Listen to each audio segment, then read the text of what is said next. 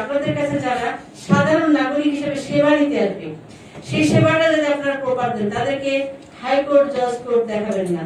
আপনারা যদি সাধারণ মানুষ যদি আপনাদের কাছে সেবা নিতে আসে, আপনারা যদি বলেন যে এটা ডিসি অফিস যাবে, এই ডিসি অফিসের কাছে যাওয়া কিন্তু সাধারণ মানুষের কাজ না।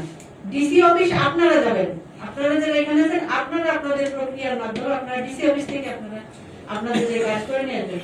সাধারণ মানুষের অধিকার হচ্ছে যে আপনারা তাদেরকে সেবা দিবেন, ওটা ওদের প্রাপ্য। সুতরাং ওনারা যেন হয়রানির শিকার না হয় কোনো অবস্থাতে।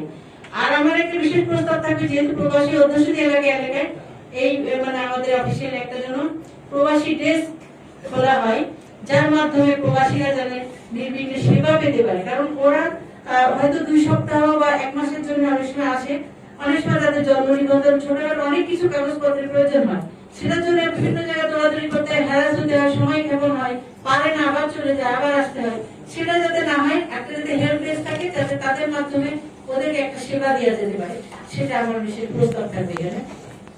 আর কোন অবস্থাতে আমরা যে দখলদারি এবং চাঁদাবাজি, এটাকে কখনোই প্রশ্রয় দিব না। আপনারা যানজটের ব্যাপারে আপনারা অবশ্যই উদ্যোগ নেবেন এখানে।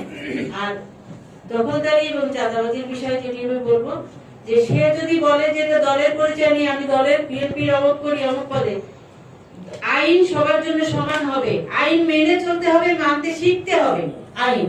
সুতরাং আমি আইনকে বাদ দিয়ে আমি আমার দলীয় পদবিটাকে সামনে নিয়ে আসবো, সেটা হবে না। দল হোক যেই হোক না কেন, আমরা কেউই আইনের মধ্যে না, আইন অবশ্যই আমাদেরকে মানতে হবে। সুতরাং দলীয় পরিচয় দিয়ে যারা অবৈধ দখল করবে, যারা চাঁদাবাজি করবে, যারা মাদকের সাথে